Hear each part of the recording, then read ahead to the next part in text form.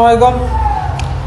আজকের ভিডিওটা শুধু বাঙালিদের জন্য, আজকের ভিডিওটা শুধু বাংলা ভাষার মানুষের জন্য। যারা বাংলা ভাষার মানুষ আছেন তাদের জন্য ভিডিওটা। যারা নাকি অনেক দিন ধরে ভাবতেছেন মিশরে আসবেন তাদের জন্য ভিডিওটা। যে ভাই, আপনি তো অনেক দিন ধরে ভাইবে চিন্তে নিয়েই নিছেন যে আপনি মিশরে যাবেন। হ্যাঁ, সমস্যা না, আপনি আসতে পারেন, ঠিক আছে। তার কারণ মিশরে যাওয়া তো আর আমারই খরচ হয় না, মাত্র মনে করেন 2.5 থেকে 3 লাখ টাকার মতন খরচ হয়। অল্প কিছু টাকা খরচ হয়, হালকা কিছু টাকা, আপনি আসতে পারেন, সমস্যা নেই।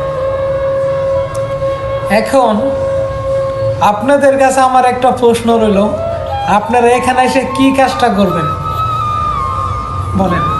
আপনারা ইউটিউবে ভিডিও দেখে থাকতে পারেন যে আপনি অমুক কাজ করবেন, তমুক কাজ করবেন, অমুক কাজ করবেন, কিন্তু গার্বেজ ব্যতীত এখানে বাঙালিদের জন্য কোনো কাজ নাই। তাও ভিজিট বিষয়, 1 মাসের ভিজিট পাইবেন, তারপরে কিন্তু অবৈধ হয়ে যাইতে হবে।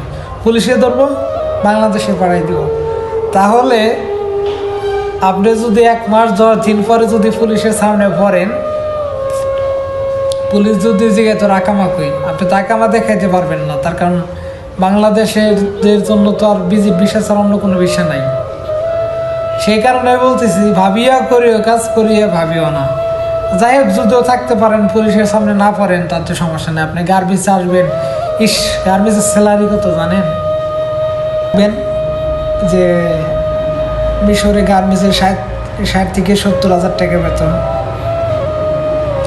হ্যাঁ, একদম সত্য, যা শুনছেন একদম সত্য শুনছেন, বাট শোনার ভিতরে ভুল নাই। কিন্তু কথাটা আমি কীভাবে বলবো, হয়তো প্রতি মাসে 60 থেকে 70,000 টাকা পাইবেন না, বাট বছরে 60 থেকে 70,000 টাকা ঠিকই পাইবেন। কথাটা আসলে শুনতে অনেকটা হাস্যকর, কিন্তু আসলে এটা বাস্তব। এটা সম্পূর্ণ ভুল ধারণা। সর্বোচ্চ আপনি গার্মেন্টসে যদি কাজ করেন, অপারেটর হিসাবে করেন অথবা হেল্পার হিসেবে, সর্বোচ্চ 20,000 টাকা বাংলার বেতন পাইতে পারেন। আর যদি ভালো একটা কোম্পানিতে যান, $300 বেতন পাইবেন, $350 পাইতে পারেন বাংলাদেশ, 30-40 হাজার। এটা সত্য। যেরকম খারাপ কোম্পানির কথা বললাম, ভালো কোম্পানির কথাও বললাম। যদি ভালো একটা কোম্পানিতে যান, 30-40 হাজার টাকা বেতন পাইবেন, কিছু ওভার টাইম অ্যাড করে। আর এখানে বেসিক ডিউটি 10 ঘন্টা। এখানে বেসিক ডিউটি 10 ঘন্টা। যারা আসবেন মিশরে, অনেক চিন্তা ভাবনা করে আসবেন। আজকের ভিডিওটা যারা নাকি মিশরে অনেক দিন ধরে আসার ইচ্ছে বা ইচ্ছুক তাদের জন্য। তা আশা করি ভিডিওটা আপনাদের কাছে ভালো লাগবে। যদি কোনো কথা আমার কষ্ট পেয়ে থাকেন, দয়া করে মাফ করে দেবেন। আসসালামু আলাইকুম। আজকের ভিডিও এই পর্যন্তই।